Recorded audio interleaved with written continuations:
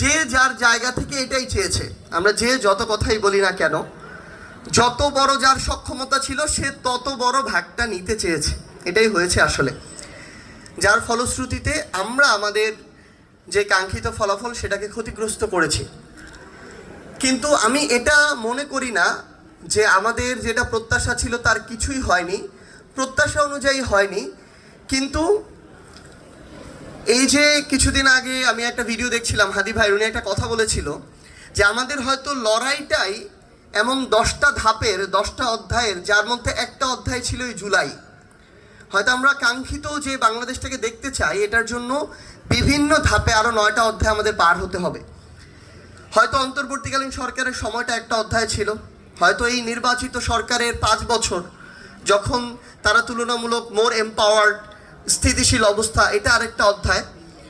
কিন্তু আমি মনে করি এই পরিবর্তনটা সম্ভব হবে যদি এখনও আমাদের ভয়েসটা যে কোনো অন্যায়ের বেইনসাফির পক্ষে হয়।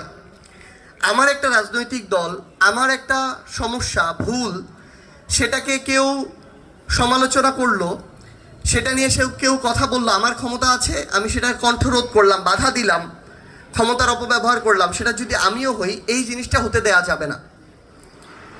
এবং আমরা এটা প্রত্যাশা করছি যে যেটা হয়ে উঠেছিল, ধরেন এই অভ্যুত্থানের আগে এই ক্যাম্পাসে শুধু একটা ক্ষমতাসীন ছাত্র সংগঠনই প্রোগ্রাম করতে পারতো, ছাত্রলীগ, আর কেউ পারতো না। ইভেন তারপরে সবচেয়ে বড় রাজনৈতিক ছাত্র সংগঠন ছিল ছাত্রদল বা অন্যান্য আমরা যারা ছাত্র সংগঠন ছিল, কাউকে ওইভাবে করতে দেয়া হতো না, হামলা করা হতো বা ঢুকতেই দেওয়া হতো না ক্যাম্পাসে। কিন্তু এখন এই যে একটা পরিবেশ, যে ফ্যাসিবাদের সাথে যারা ছিল তারা ব্যতীত সবাই পারছে, এই পরিবেশটাতে যেদিন বিঘ্ন ঘটবে আমাদের ওই দিনই আবার ভয়েস রেইজ করতে হবে যে এটা হতে দেয়া যাবে না। আবার একইভাবে আমরা মাঝে মাঝে আমাদের চোখে পড়ে এই ক্যাম্পাসের আশেপাশে অনেক সেই ফ্যাসিবাদী সময়ের যারা আমাদের 15 তারিখে ভাই বোনদেরকে পিটিয়েছে, সহায়তা করেছে, যারা পুলিশের সাথে অবৈধ করেছে, তারা এখনো অনেকে অনেকভাবে ঘুরে বেড়ায়, জামিন পায়।